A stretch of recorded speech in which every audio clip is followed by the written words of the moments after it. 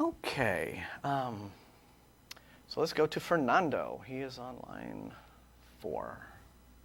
Hey, how you doing? We're good. What's up, man? Not much. I just wanted to call in.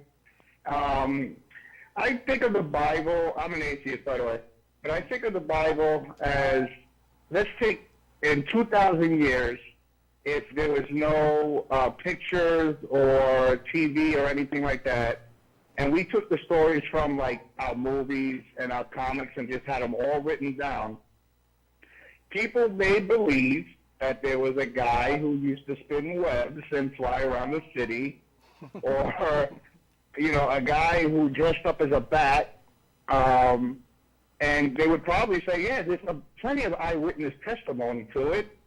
And I just, you know, I think about it like that, you know?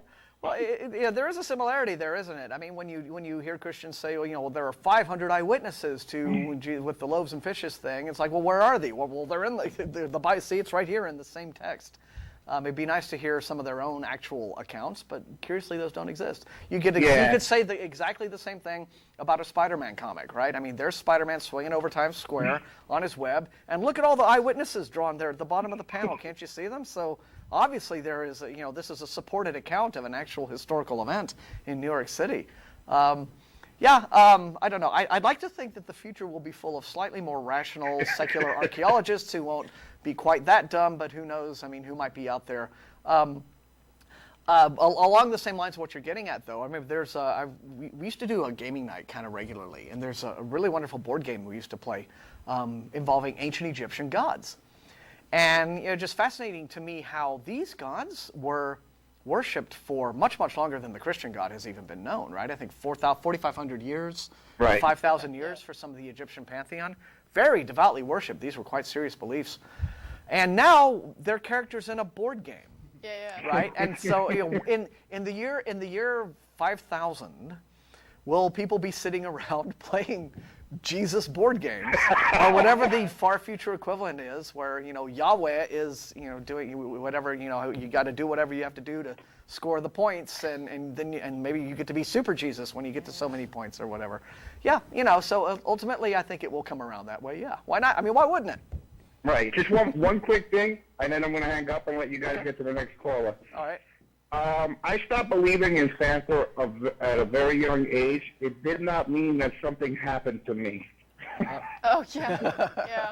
I would hope that's true. Yeah, definitely. Well, Thank you, guys. Hey, thanks a lot for calling. It's fun. I had a bad experience with a Santa, and after that. Oh, let's not even go there. You know, I'm going to just mention this real quick before we take our last guy. Santa is my earliest memory of being a boy skeptic, of being Martin Wagner boy skeptic. I just remember crying. I got put on Santa's lap and just melted into bawling. I was like, who is this strange man and why am I sitting on his lap? And this is so creepy. Well, you know, and you still sit on strange men's laps and cry. There you go. Yeah, it's just a thing. You got to stop that. I know.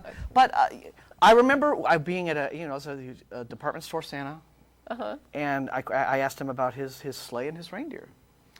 And I said, where are they? And, you know, especially because I thought, especially Rudolph was awesome because, you know, he like beat the bullies and everything. Underneath the reindeer, yeah, sure. And so he said, well, it's up on the roof of the store.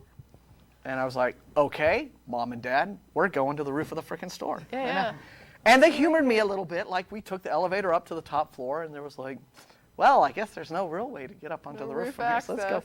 But I insisted on seeing the sleigh and the reindeer. Yeah. You know, I wasn't going to take him at his word.